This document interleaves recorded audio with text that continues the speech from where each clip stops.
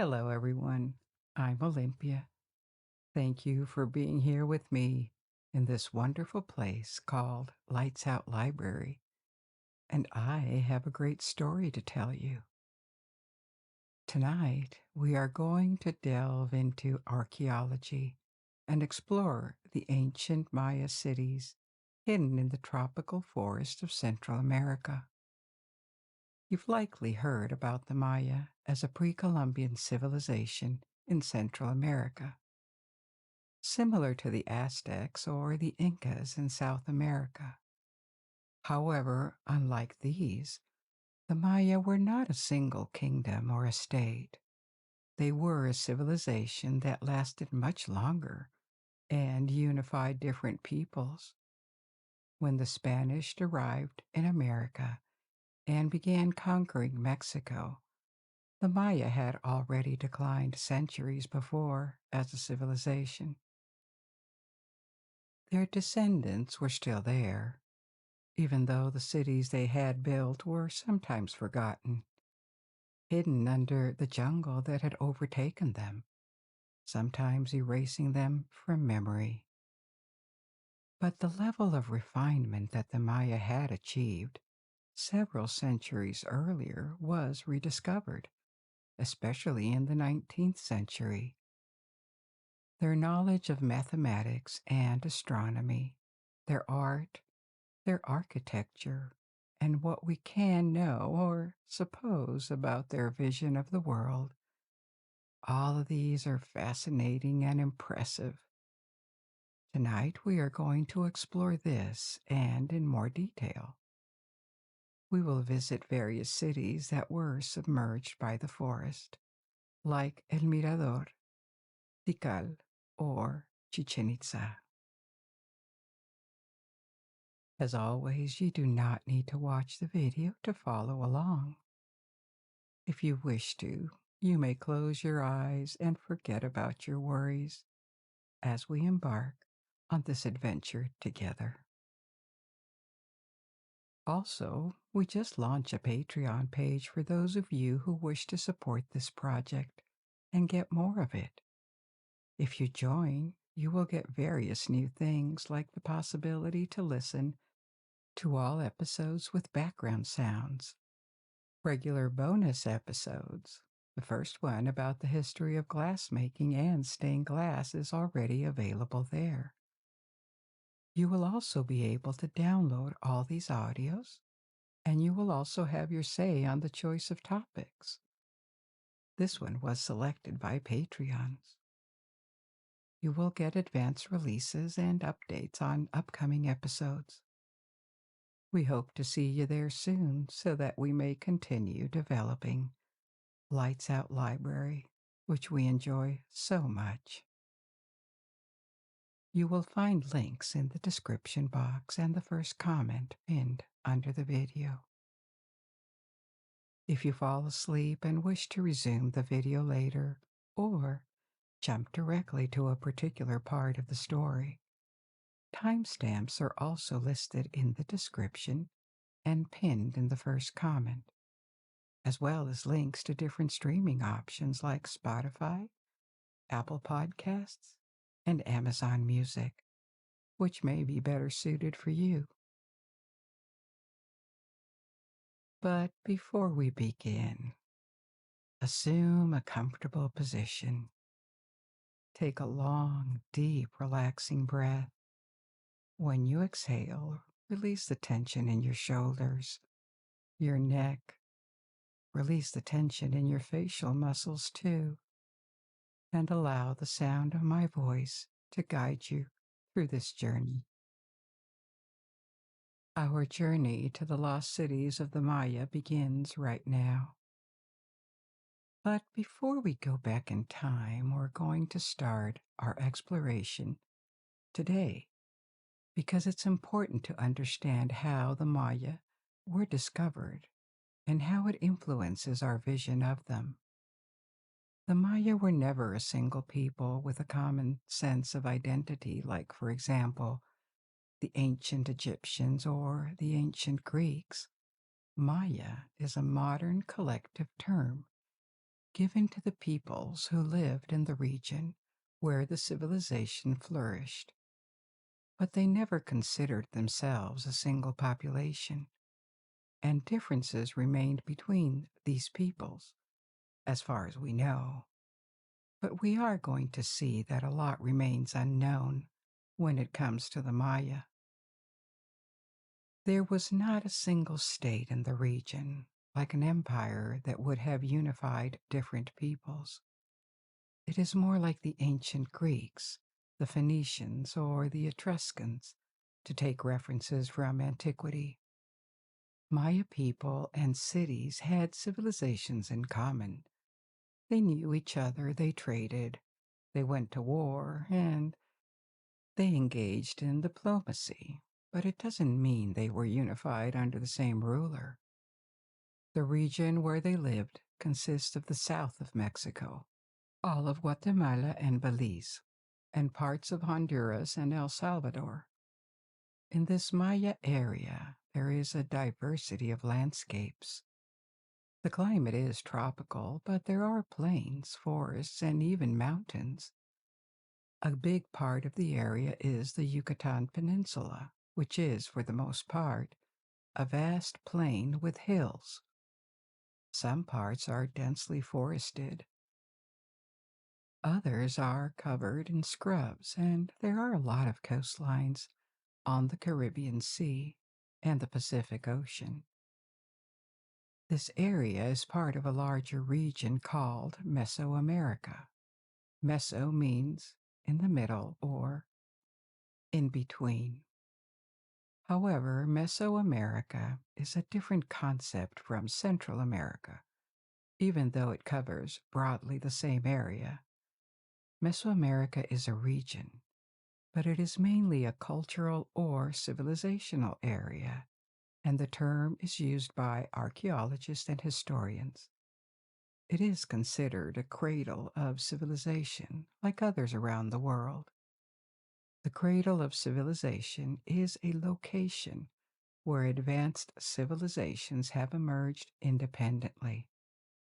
It doesn't mean that they had absolutely no contact with the rest of the world, but they had their autonomy. They did not replicate the cultural heritage from another part of the world. It is generally agreed that the region known as the Fertile Crescent, from Mesopotamia to Egypt, is one such cradle of civilization, as are ancient China and ancient India.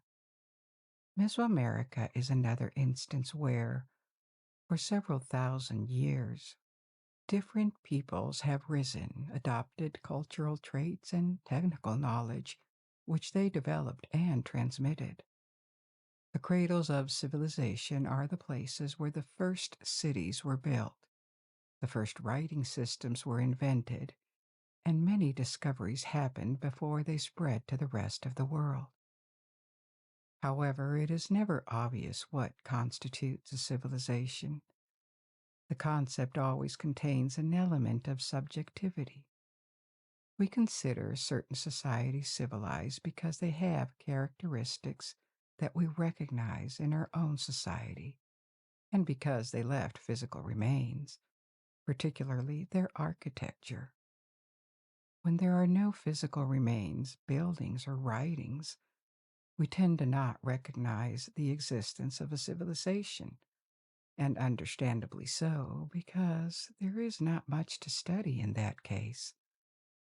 But let's bear in mind that the term civilization is not obvious and contains a part of judgment. The criteria most scholars agree on when defining a civilization are the presence of agriculture, the existence of cities, metallurgy, a society with a hierarchy where people belong to different classes and have different roles, and the existence of monumental architecture. The Maya checked all the boxes, as did various civilizations that existed at the same time or followed them. In Mesoamerica, the entire region shared specific traits. such as advanced astronomical knowledge, the practice of human sacrifice on a much larger scale than anything known in any other ancient civilization around the world, and a particular vision of the world. They believed the world was divided into three parts: the celestial realm, the earth, and an underworld, and that the world was divided into four divisions, aligned with the cardinal directions. The Maya area covered about one-third of Mesoamerica, and there was significant contact with neighboring cultures, such as the Olmecs, the Mixtecs, and the Aztecs. It is estimated that the first sparks of civilization appeared in this part of the world around 8,000 years ago, when the early inhabitants of Mesoamerica domesticated plants, which led to the establishment of sedentary societies based on agriculture. They made many discoveries similar to those made by other societies with which they were not in contact around the world, such as pottery, metallurgy, and weaving. However, the Maya, like other Mesoamerican cultures, had few domesticated animals and did not use the wheel, including when the first Spanish explorers arrived in Mexico in the 16th century. They found societies that had reached a relatively high level of technical knowledge, maybe similar to that of the late Roman Empire, but all transport was still made by boat or by foot, and there were no horses. Actually, there had been horses in America several thousand years ago, but they went extinct and were then reintroduced to America by the Europeans. It is unclear exactly when the Maya developed their civilization, but traces found in Belize and Mexico point to around 2000 BC. That's 4,000 years ago. This is the time when settlements appeared, where pottery and little figurines were made, probably in small villages. These villages grew, and some of them began to form cities with large temple structures. We will explore various cities tonight, some very famous like Tikal or Chichen Itza. But one of the earliest documented cities is called Nakbe, now in Guatemala. Habitation began on the site of Nakbe around 1400 BC, and by the 8th century BC, the city had already very large buildings, including a pyramid and several palaces. I will tell you later about Maya architecture and urbanism too. One feature of Maya cities is that structures were connected by roads and causeways, and cities could be connected between them as well. There is evidence from murals that were excavated a few years ago, indicating that they had a writing system already by the 3rd century BC. By the 3rd century BC, more than 2,000 years ago, and around the time when the Romans were fighting the Punic Wars, there was a very large city called El Mirador, a few miles away from Nakbe. El Mirador is the modern name of the site. The Maya name of the city has been lost. This site was discovered deep in the jungle of Guatemala in 1926, but received little attention until it was mapped for the first time in the 1960s and explored in the following decades. The amazement of archaeologists. The site of El Mirador revealed a city that may have had several 100,000 inhabitants at the time of its peak of splendor, which means it may have been more populous than Rome during the same period. It was probably one of the biggest cities in the world during the 3rd century BC. and the period we call antiquity. The site revealed a lot more how the Maya lived and planned their city. It has several thousand structures, including monumental architecture up to 72 meters high, about 230 feet. The entire center of the city, which covers an area of 10 square miles, was apparently entirely planned before construction began because the buildings are perfectly aligned, not only with each other, but also with the course of the sun and the cardinal directions. A lot of the big structures are artificial platforms where the soil has been elevated and leveled, and these platforms are topped with sets of 3 pyramids.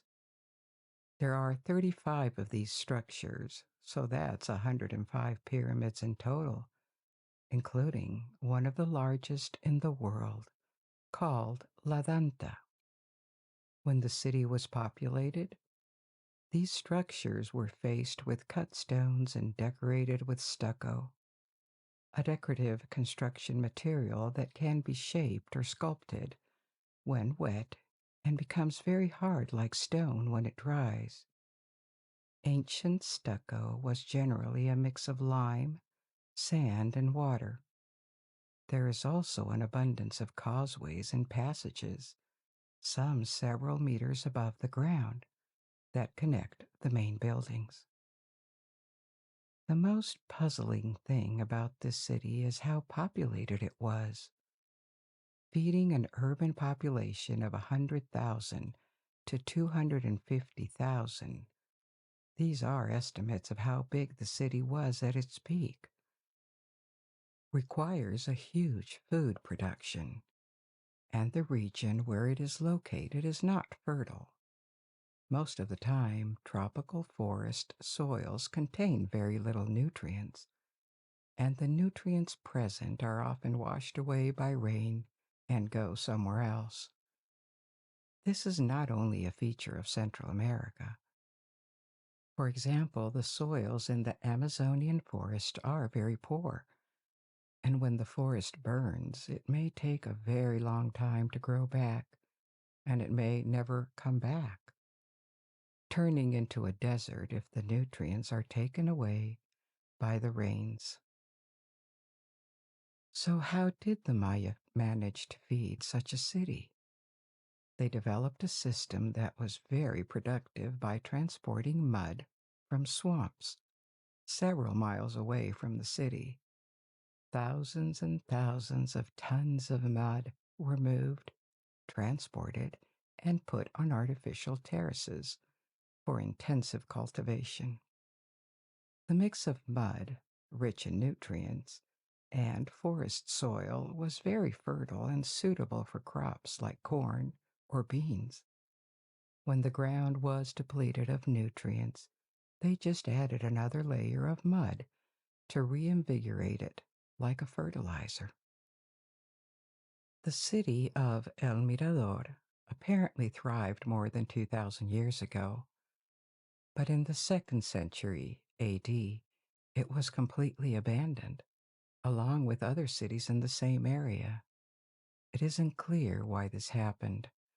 Maybe there was an external threat like a war, because the remains of a large wall circling most of the city were discovered and has been dated back from the last decades of occupation, which could have contributed to its decline, possibly due to soil erosion resulting from deforestation.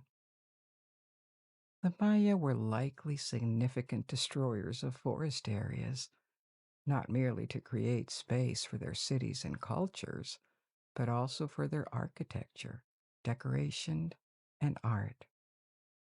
As their civilization became more refined, they increased their use of plaster and stucco to cover their buildings, including their houses, floors, and even ceramics.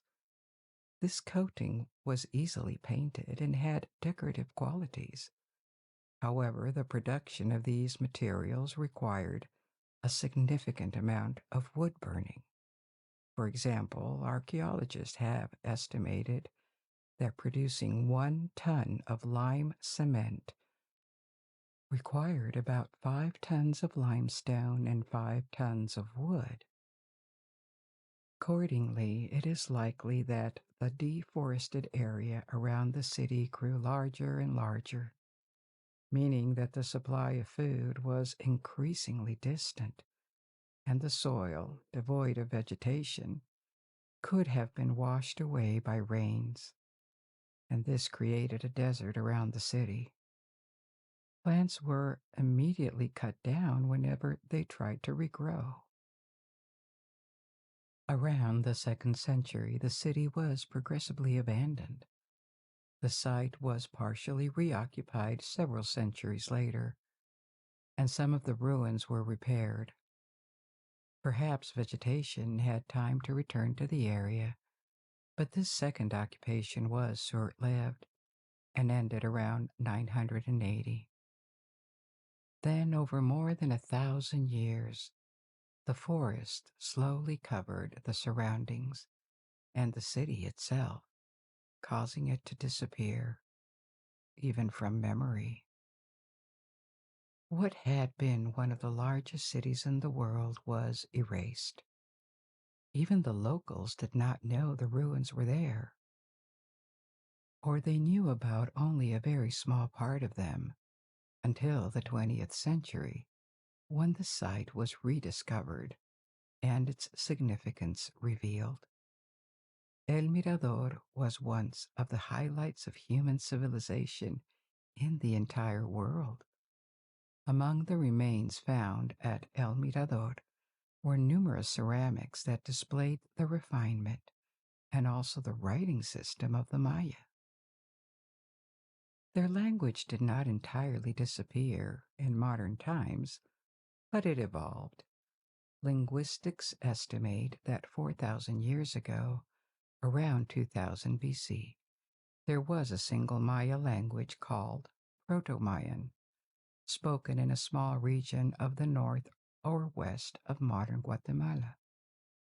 As the Maya's area of influence expanded, this language evolved into different Mayan languages that are part of the same family. These groups of languages include Western Mayan and Yucatecan, among others.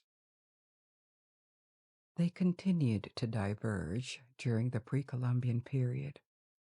Perhaps people speaking languages from these different groups could understand each other to some extent or recognize words, a bit like how Spanish and Portuguese or Danes and Swedes can understand each other more or less today, even without speaking the exact same language. Their mother tongues have a lot in common. There are about 30 different languages, all descending from Proto-Mayan, that still exist today. They are spoken in the south of Mexico and Central America, but despite the divergences in languages, many Maya texts from what archaeologists call their classic period, which roughly spans from the 3rd to the 10th centuries AD, the First Millenium, and the peak of Maya civilization, are written in the same language across the region. This language, called Cholan, may have been to the Maya what Latin was to medieval Europe, a means of communication or a prestige language spoken by the elite and scholars. It seems Cholan also served as the diplomatic language or the language for trade. And this language was written. The Maya had books and engraved texts too. Unfortunately, most of the books were destroyed by order of the Catholic Church after the Spanish conquest in an attempt to convert all the natives to Christianity, and only 3 or 4 of these books survived. There is one in Madrid, one in Dresden, and one in Paris. These Maya books are called Codices, codex in the singular. and they are folding books made from the inner bark of certain trees. Unlike paper produced from wood pulp or plants like papyrus, the Maya used bark, developing this technique around the 5th century. These codices were written by scribes, with the one surviving codex considered the most valuable and important being the Dresden Codex. It is called the Dresden Codex simply because it was acquired by the Royal Library of Saxony in the 18th century, where it has remained. It contains 74 pages and measures about 12 feet when unfolded. The pages are covered in rituals, astrological information, and very ornate astronomical tables. These tables contain information on eclipses, equinoxes, and solstices, as well as the cycles of Mars and Venus, and they probably helped the Maya plan their calendar year, agricultural cycles, and religious ceremonies. The codices also provide a wealth of information about their gods and goddesses.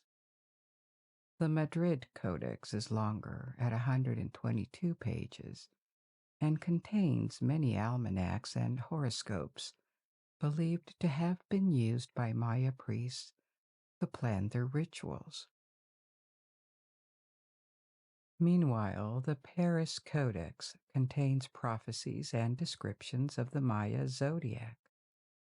These texts all date from the last centuries of the Maya civilization, a period after it had passed its peak, but they offer a goldmine of information on their view of the cosmos, their astronomical knowledge, and their language itself.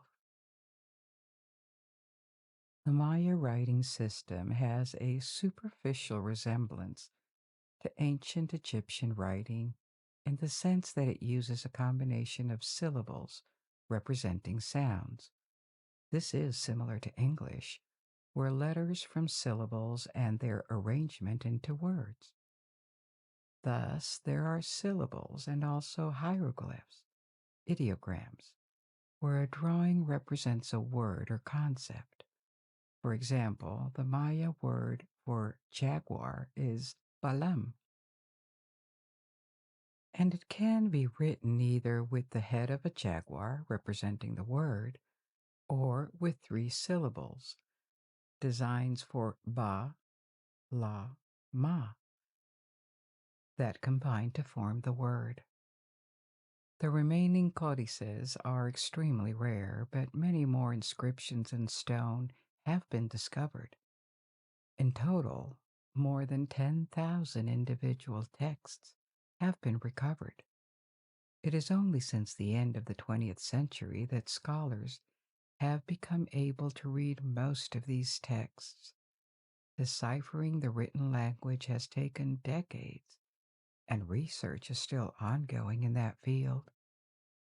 The study of the codices suggests they were written with small brushes, with remains of palettes and mortars for pigments also discovered, giving precious indication of how scribes worked on these documents.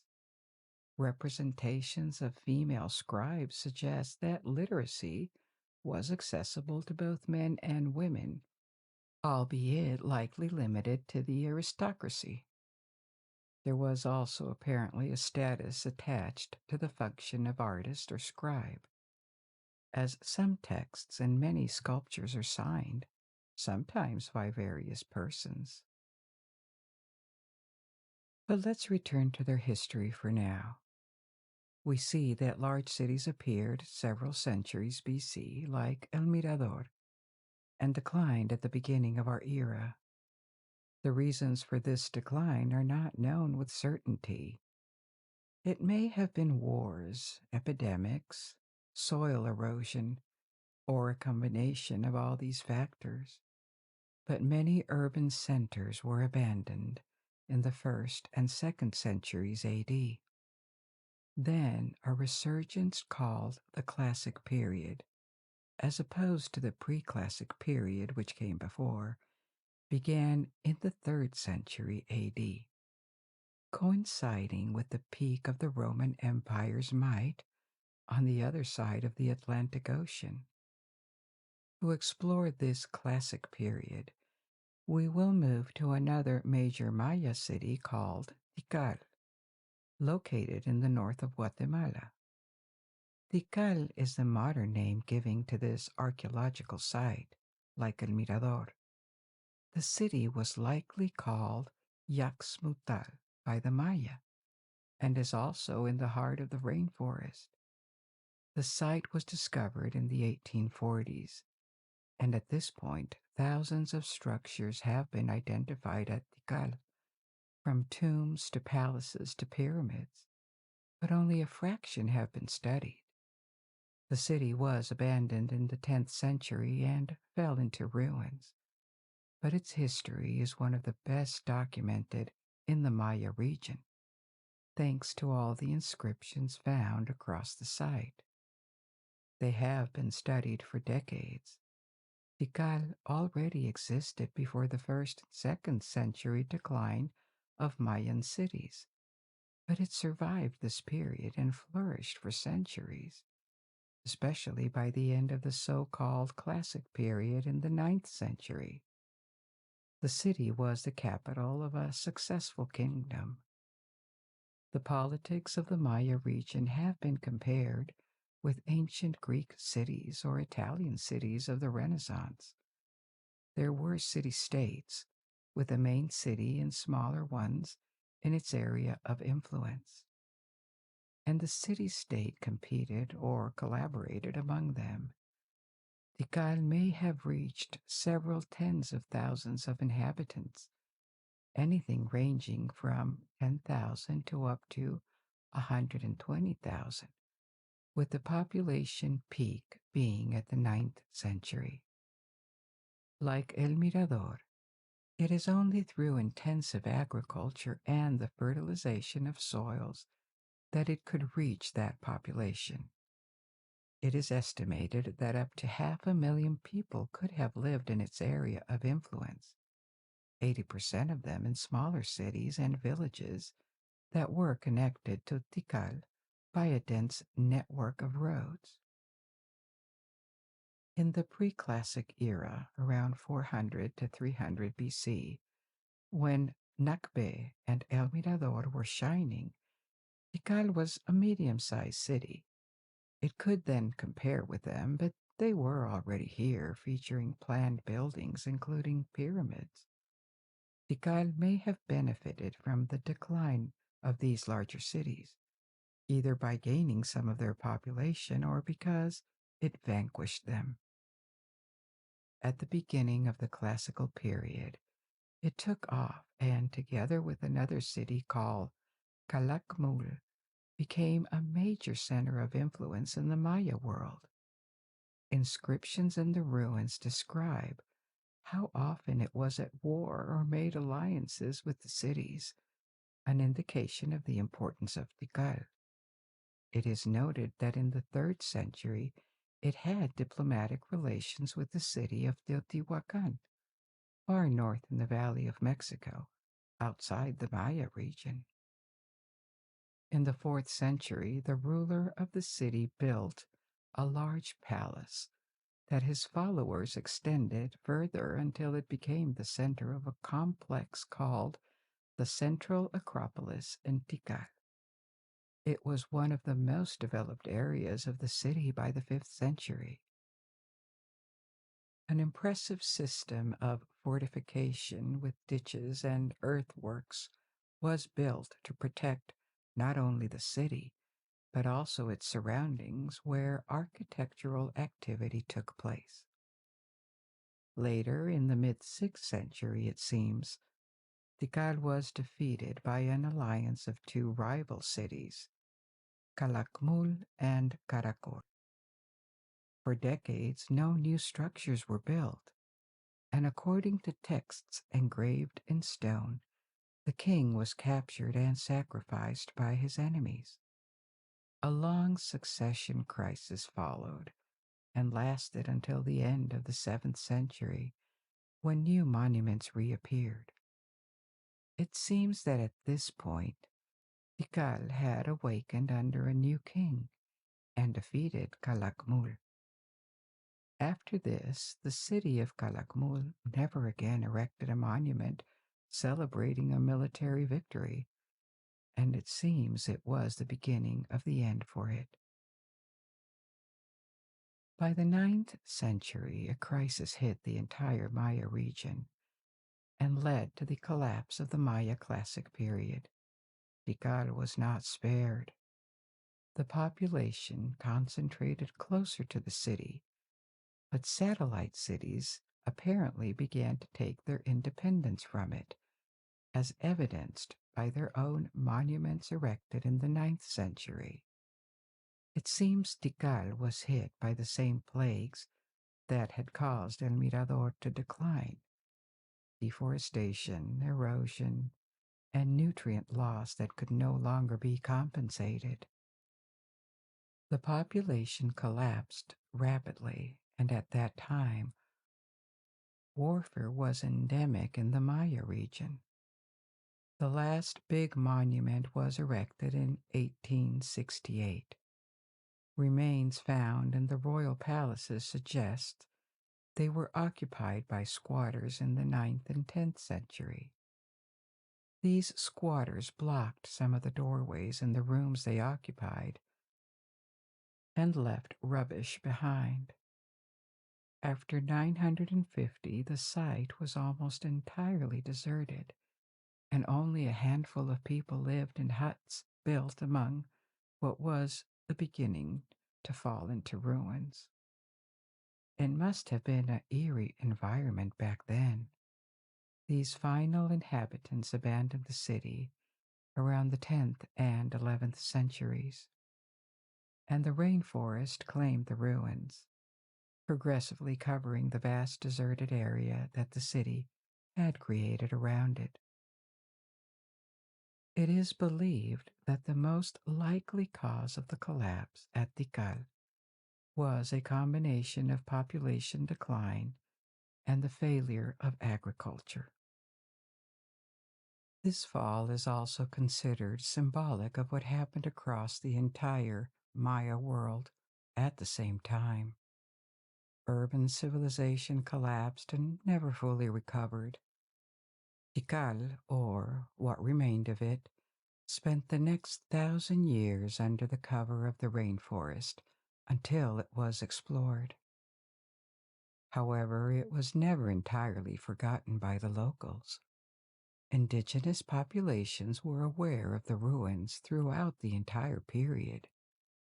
So, what we call discovery in that case is just the arrival of Western archaeologists at the site. The study of Tikal revealed the refinement of Maya culture during the Classic period, a reality also observed in the rival cities like Calakmul or Copan. The first impressive feature is their architecture.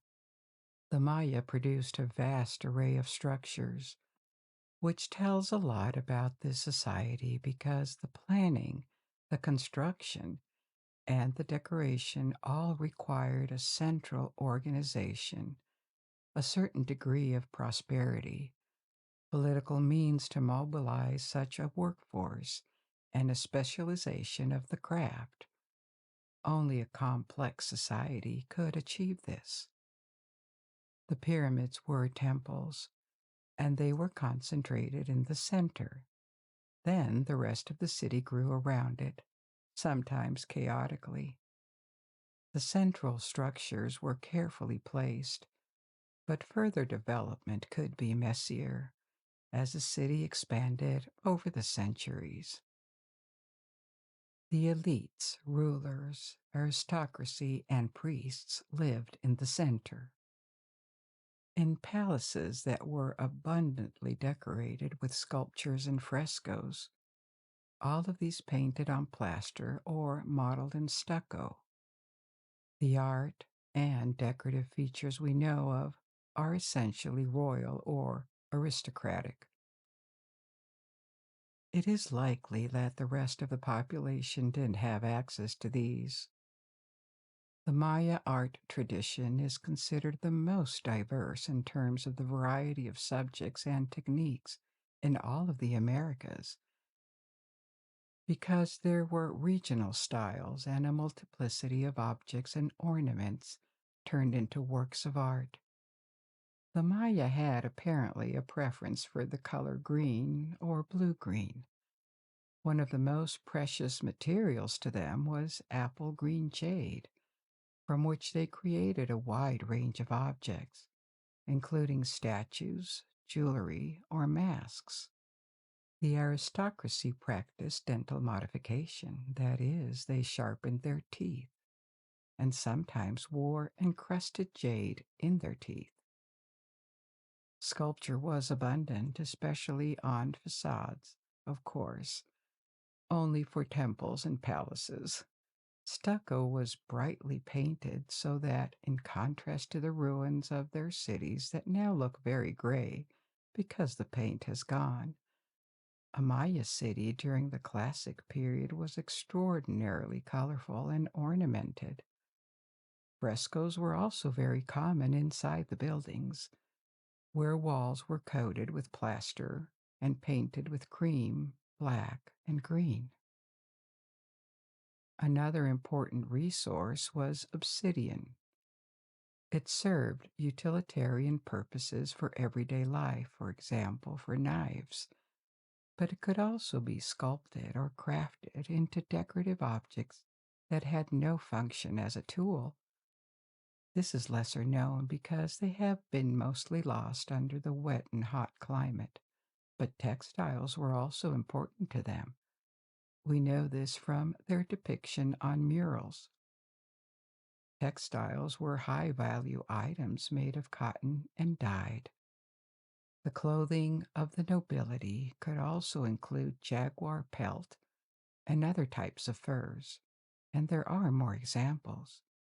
There were countless forms of ceramic art too, bone carvings, and metalware. Another remarkable aspect of Maya culture is mathematics and astronomy. A high degree of development in this field is found in all Mesoamerica civilizations, but the Maya pushed it further. We use a base 10 system for numbers, which means we have 10 numerals including 0, and we combine them infinitely to indicate quantities. After each 10, we add 1 to the left, and the numbers we use come from Arabic.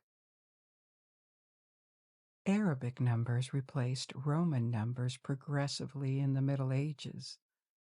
Mesoamerican cultures had a base 20 system, also called vigesimal, as opposed to our decimal system.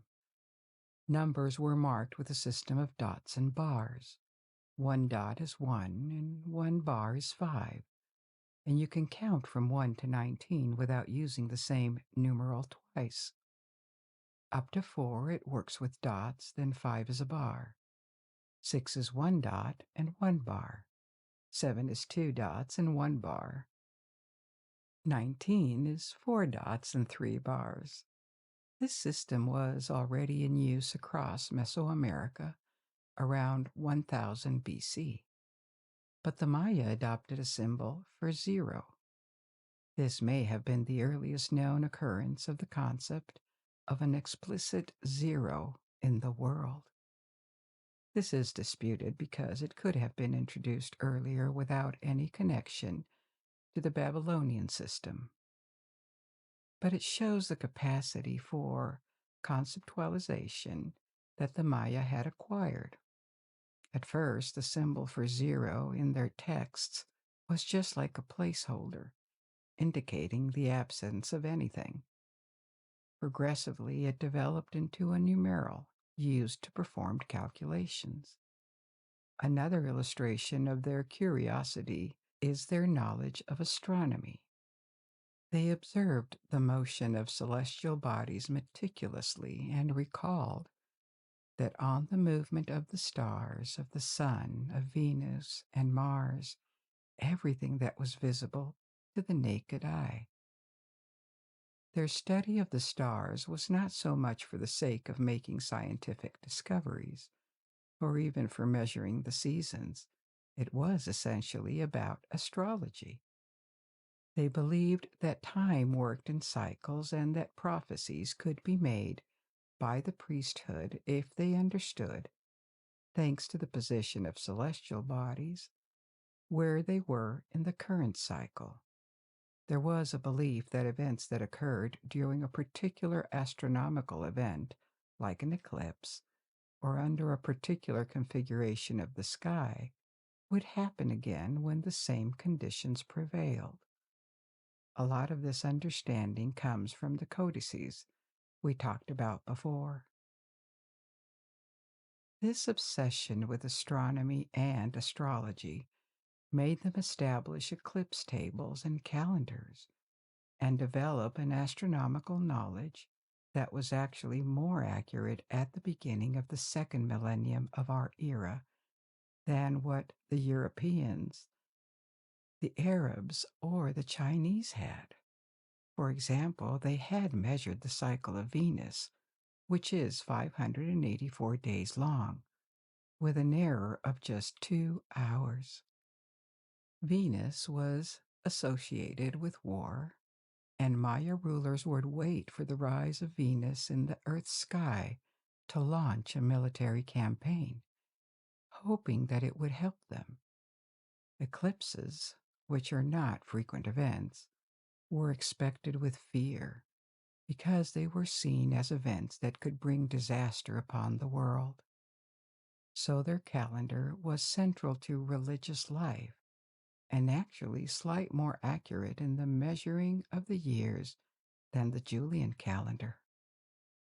The Julian calendar was a reform of the Roman calendar proposed by Julius Caesar in 46 BC, and it remained in use in most of Europe until the 16th century. The base unit of the calendar was 1 day, and then multiples of 20 and 18 formed different periods. The Maya had no weeks with 7 days. They had a reference period of 20 days followed by 18 of these periods. So that was 360 days, making about a year. Then there were other cycles, always multiples of 20, 20 years, 400 years, and so on. At the end of these cycles was charged with meaning and seen as the beginning of a new era. No longer the cycle, the more significant is renewal. Religious beliefs, of course, were also very important, and to explore them, we're going to move to yet another mythical city. Also in Mexico, but from a late period of Maya culture, Chichen Itza. Chichen Itza is a late Maya city located in the Yucatan Peninsula, and its exploration by archaeologists in the 19th century contributed a lot to the interest in Maya civilization. The core of the city developed between 750 and 980, at a time when cities from the classic period were already in decline or close to it. Chichen Itza rose to prominence in the Yucatan region as a city-state in the 10th century when it controlled the northern half of Yucatan, and it remained in the center of Maya culture long after other major cities had declined. And it seems it was never entirely abandoned. There were still people living inside or nearby when the Spanish arrived. What distinguishes Chichen Itza from other cities is its variety of styles and probably a very diverse population. It is believed nowadays that the presence of non-Maya styles in the city is the result of cultural diffusion in Mesoamerica once the Maya civilization declined, because some of the buildings indicate an influence from Mexican styles, regions that were never part of the Maya region. A particular feature of northern Yucatan is that the surface is relatively arid. There are no visible rivers, but there are rivers running underground, and their water is accessible thanks to sinkholes called cenotes. These sinkholes result from the collapse of bedrock that exposes groundwater underneath. They provide plenty of water to the population, and there are various around the site. The most famous is called the Sacral Cenote, or Cenote Sagrado, and the study of human remains from it confirmed that it was probably used as a palace of sacrifice. Many objects of gold and jade were found at the bottom, and wounds on the remains are consistent with human sacrifices. Chichen Itza experienced its golden age between 900 and 1050 AD, becoming a powerful and wealthy center. It emerged as one of the largest Maya cities with thousands of structures remaining on the site in a relatively good state. These provide a variety of examples of Maya architectural styles and other styles adopted by the Maya. An example of this is the Temple of Kukulkan, also known as El Castillo, the castle. It is a pyramid that consists of a series of terraces with stairways that ascend to the temple on the top. Its construction likely started in the 7th century, during the classic Maya period, categorizing it as an undeniably Maya monument, though the style is influenced by other cultures from Mexico.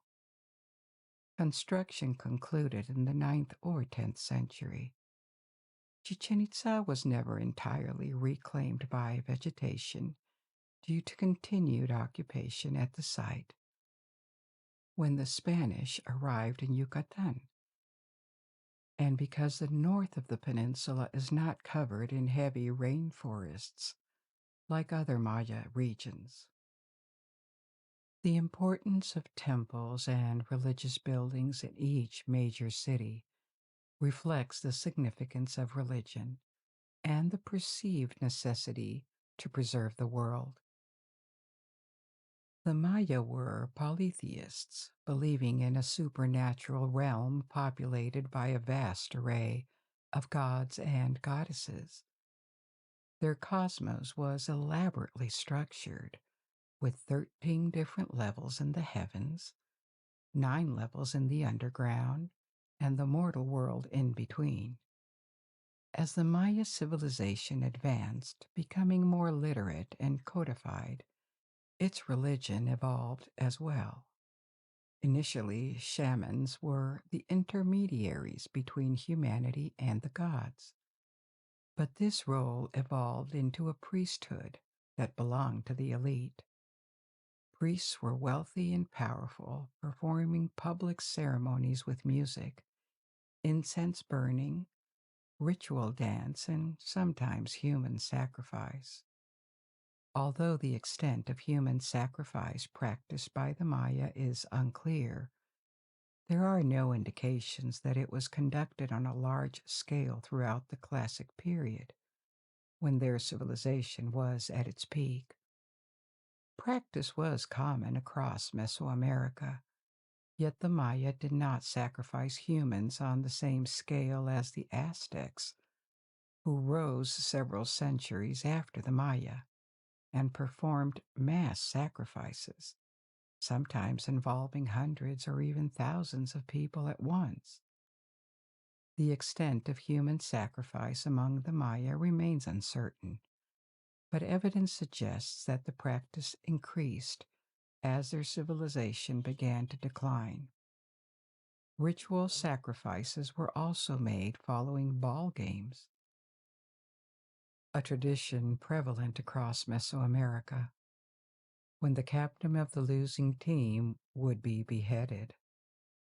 From a modern perspective, such practices are horrifying, yet they likely held a different significance in their own cultural and religious context. The Maya believed death was merely a passage to another world, and sacrifices were intended to appease the gods, bring favors to the living, and ensure the continuation of the world as they knew it. The conception of divinity in the Maya pantheon was distinct from other Old World traditions, which often associated deities with specific functions like war, justice, death, love, and the sea. In the Maya vision, the roles and importance of each deity could change with the calendar, and the attributes of individual gods or goddesses could vary depending on celestial movements. Gods could assume different aspects depending on the period, each having four manifestations associated with all directions. Key deities included Itzamna, the creator god, who also had associations with sun and changed aspects with its movement. There were also four Powhatans, entities that supported the four corners of the mortal realm, with four others performing the same functions in the heavens. There were various forms of gods and also 9 lords of the night, one for each realm of the underworld.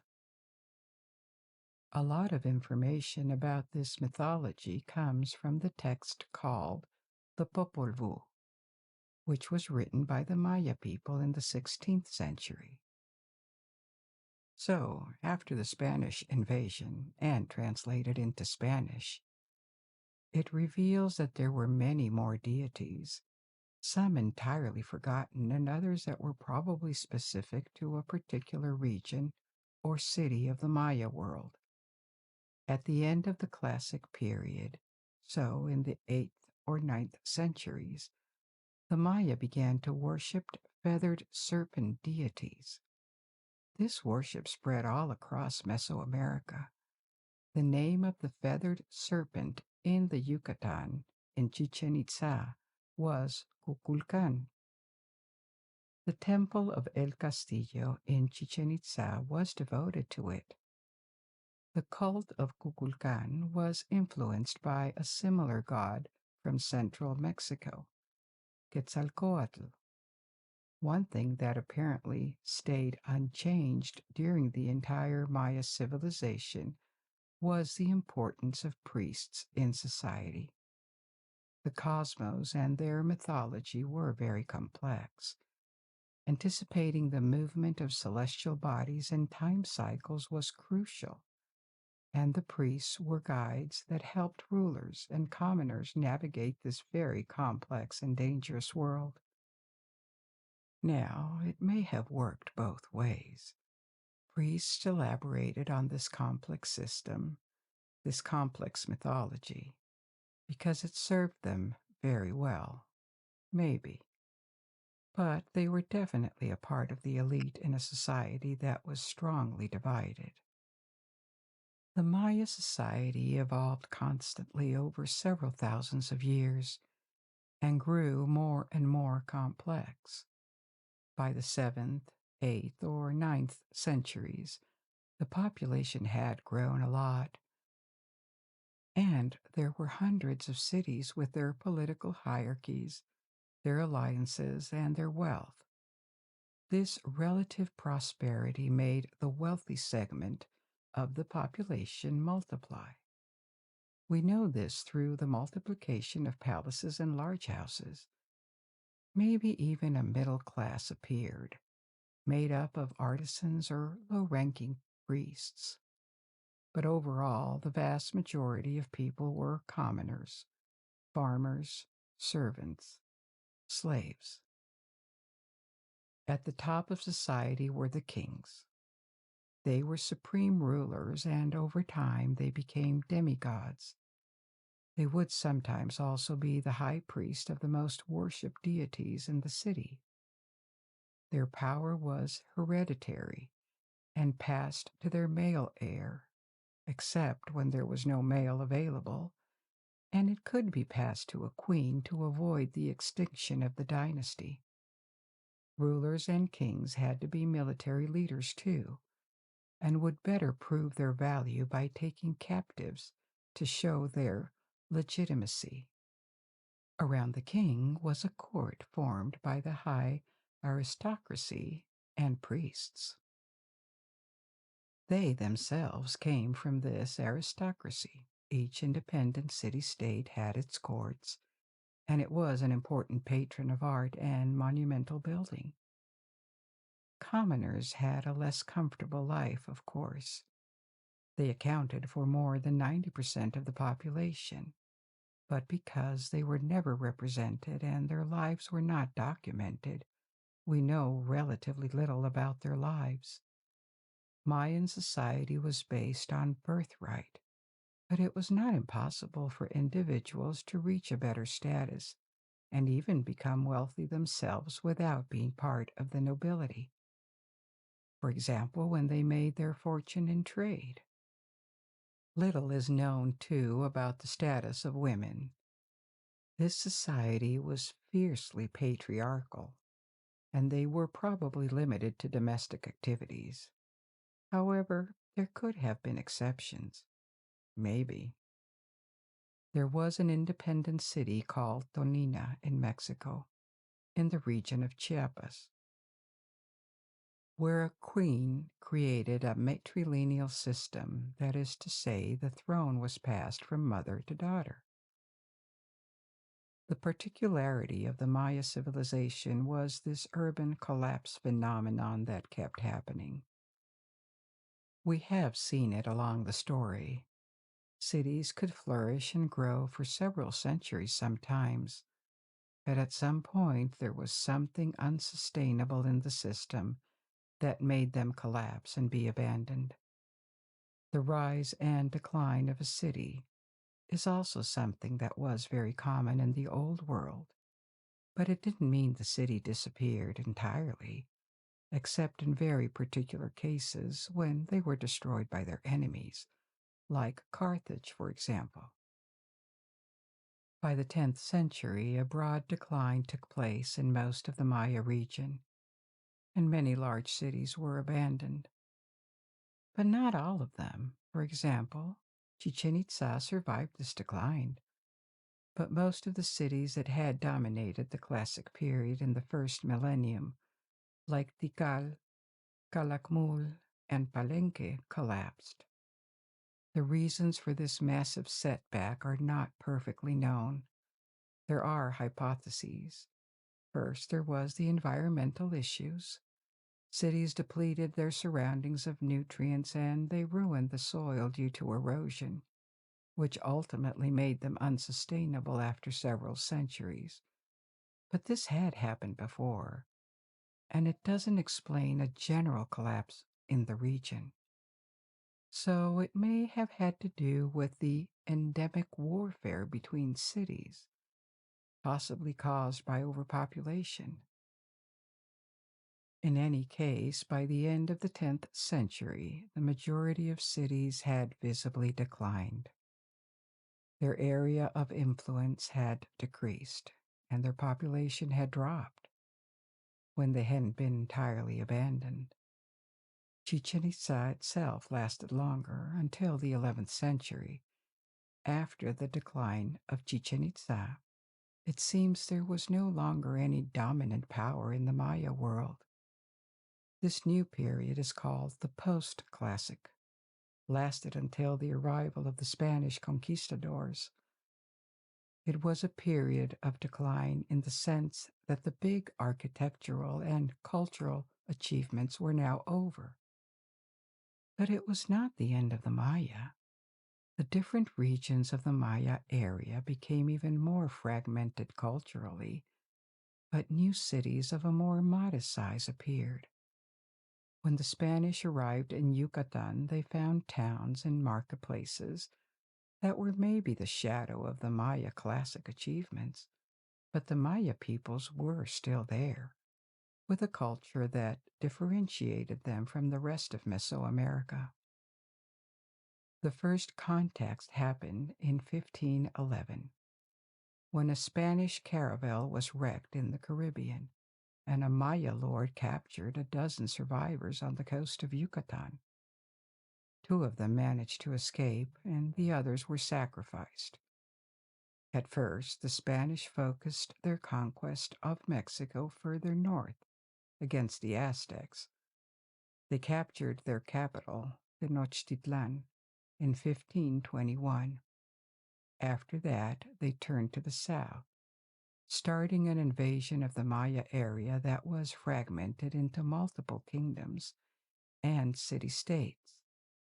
It took until 1546 to control all of Yucatan, but the last Maya city fell much later, in 1697, ending the last independent remnant of one of the most ancient civilizations in the world.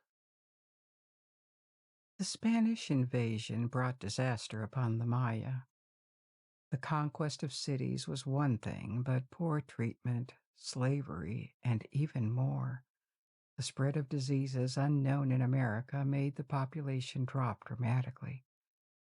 Nobody knows exactly how many died, but the population of Mesoamerica was estimated at around 20 million when the conquest began. And a few decades later, there had been a 70 to 90% drop in the population. This was not limited to Mesoamerica, it also happened in the Caribbean and the regions of South America that were colonized in the 16th century. Maya culture suffered its biggest setback ever in the 16th century and persisted essentially in remote villages that continued to manage their own affairs because the colonial authorities could not control them. These communities still exist today, mainly in the south of Mexico and Guatemala. Their numbers have grown again since the 19th century, and there are millions of Mayan language speakers who live in this territory. They have been resilient to the introduction of the Spanish language and Catholicism, and some of these communities still try to preserve their heritage. We've come to the end of our little journey tonight. I hope you enjoyed this adventure, and I invite you to discover and learn more with me. Now you can let go and sleep, or you can pick another story from my library. And until we meet again, good night. Sleep well.